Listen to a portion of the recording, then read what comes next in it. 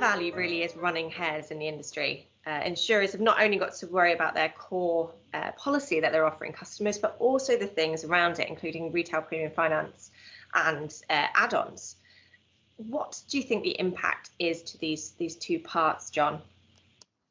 I think there obviously is an impact, and it's kind of slightly different for each, although there could be a kind of a running theme there, because ultimately retail premium finance is kind of like another add-on to the policy. It's something else that you effectively pay for to kind of have there.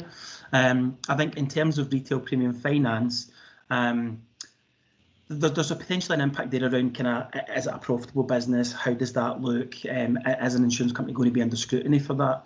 And I think it can still be a profitable add-on to have, if we call it an add-on in this kind of sense, so long as they don't get kind of greedy with the kind of the margin in there. Ultimately, they need to cover costs. They need to cover the extra work, especially if they've outsourced it to a third party to kind of help facilitate that service for a client.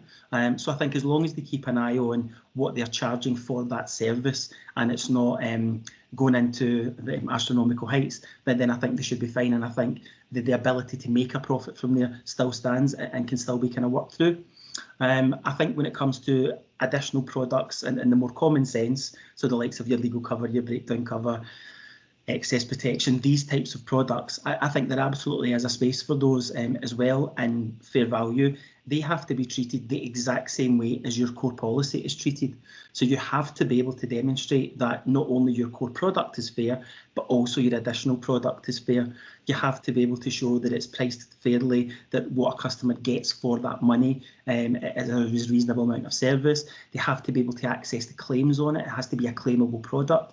And all these things will kind of be taken into account. So for an insurer, they really need to take a step back and look at the retail premium finance, but also their additional product, and look at them with the exact same lens as they would their core product. Because if one part of it fails, the whole thing fails. So they need to make sure they're on the ball with all of it. And Ian, is there another viewpoint that we need to consider as part of all of this? Yeah, I think it's that last point that John mentioned that I think we really need to just draw out. If the price set for an insurance policy is £150 and it's being sold at £100 because you're selling all the other bits and pieces, the retail premium finance, everything else on top, and that's where you're making the money to cover that difference, then something's unfair. It's as simple as that. And giving fair value to the core policy, as well as all the other bits being fair value, it's when you stitch it all together, it's all got to be fair value. But if any one of those parts is not fair value, then the whole is not fair value. And that's the really important message insurers need to listen to.